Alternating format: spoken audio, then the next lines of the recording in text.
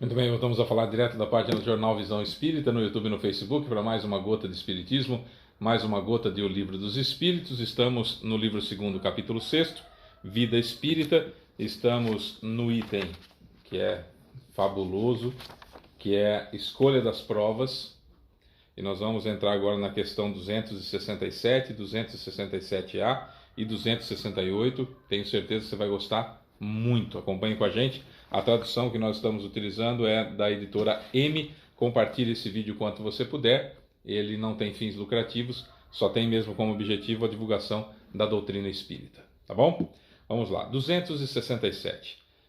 O espírito poderia fazer sua escolha enquanto encarnado? Aqui estamos falando da escolha das provas, né? A gente já falou de planejamento encarnatório, a gente já falou de como a gente escolhe as provas, expiações e provações pelas quais a gente precisa passar para expurgar da gente. Eu disse no Evangelho, no bate-papo sobre o Espiritismo de ontem, no domingo, que nós temos a Terra como uma escola para alguns de nós, uma prisão para alguns de nós e um hospital para alguns de nós. Então, de acordo com o tipo de local que a Terra é para nós, nessa encarnação, a gente tem um planejamento encarnatório. E essa escolha das provas, o espírito pode fazer a escolha enquanto está encarnado? E a resposta dos espíritos: seu desejo pode ter influência, isso depende da intenção. Mas como espírito, ele muitas vezes vê as coisas de uma forma bem diferente. Cabe apenas ao espírito fazer a escolha. No entanto, repetimos, ele pode fazê-lo nessa vida material, pois o espírito sempre tem certos momentos em que fica independente da matéria que habita. Esse momento, via de regra, é o sono, né? Claro que tem também o desdobramento acordado, né? Lúcido, mas via de regra, durante o sono do corpo, a gente sai do corpo como se tivesse morrido, e a gente pode ir para o plano espiritual e de repente fazer alguns ajustes no plano encarnatório. Via de regra, o Fábio disse que toda vez é assim, com todo mundo é assim. Não, via de regra, nós temos aí de 25 a 30 anos para colocar em prática uma boa parte do nosso planejamento encarnatório. Então, entre 25 e 30 anos, é comum nós fazermos um, aspas, balanço encarnatório. E esse balanço, que depois se repete a cada 5 anos, a gente faz uma análise de como que está. Via de regra, o primeiro grande balanço encarnatório que nós fazemos é entre 25 e 30 anos, basicamente aos 30 anos, em que a gente faz esse balanço encarnatório para ver se está tudo ok, se onde a gente acertou mais, onde a gente errou, o que precisa mudar nisso ou aquilo. E nesses balanços, que parece que a vida da gente virou de ponta cabeça, na realidade ela virou de cabeça para cima, né? Ela estava de ponta cabeça e aí virou de cabeça para cima, que são escolhas que a gente faz e mudanças de rota que nós podemos fazer lá no plano espiritual. Então vamos imaginar que seja aos 30 anos que eu vou fazer meu primeiro balanço encarnatório, e aí eu chego lá no plano espiritual e eu vi que até os 30 anos eu tinha que ter passado e vencido algumas provas, passado por algumas provações e ter evoluído um certo tanto, e vi que isso não aconteceu. Então eu dou uma escolhida lá no plano espiritual, mudar de estratégia para as minhas provas e minhas expiações, e isso realmente vira a minha vida. Eu entendo como se a vida estivesse virando de ponta cabeça, e na realidade ela está virando, como eu disse, de cabeça para cima, e eu começo então a ter uma nova vida. Parece que aos 30 anos mudou tudo na minha vida, ou perto dos 30, né? Depois aos 35, 40, 45, via de regra, é sempre assim? Não. Via de regra, comumente é assim.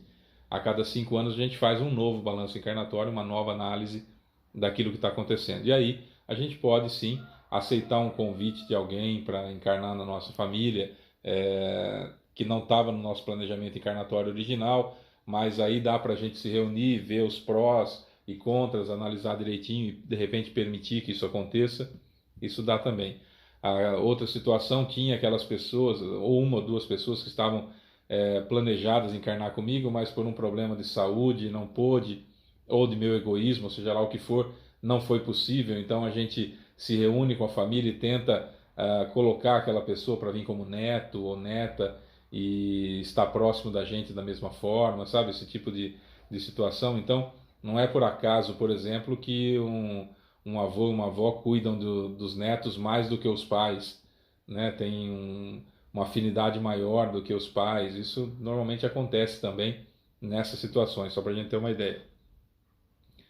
Mas no plano espiritual é que a gente tem o livre-arbítrio pleno. Via de regra, o que faz? A gente faz o planejamento encarnatório antes de encarnar, e aqui a gente só escolhe nas decisões, a gente define pelas decisões que a gente toma aqui, encarnado aqui, é que a gente determina. Então tem lá, Fábio Casocailane? Sim, vai para a página 32 e lá tem todos os desdobramentos dessa situação.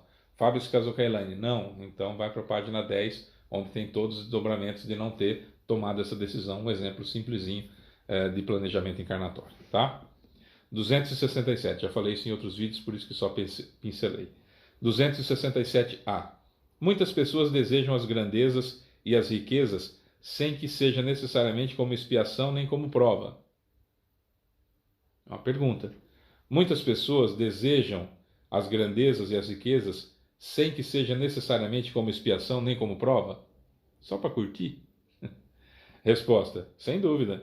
É a matéria que deseja essa grandeza para usufruí-la, enquanto o espírito a deseja para conhecer-lhe as vicissitudes. Percebeu a diferença? Então a gente está encarnado aqui numa situação de pobreza e de privações, escolhido por nós no plano espiritual. Fizemos a escolha de uma vida penosa, uma vida difícil, uma vida cheia de privações e de pobreza absoluta, com medo danado de nós incorrermos no erro de novo da riqueza, que eu disse em alguns vídeos anteriores.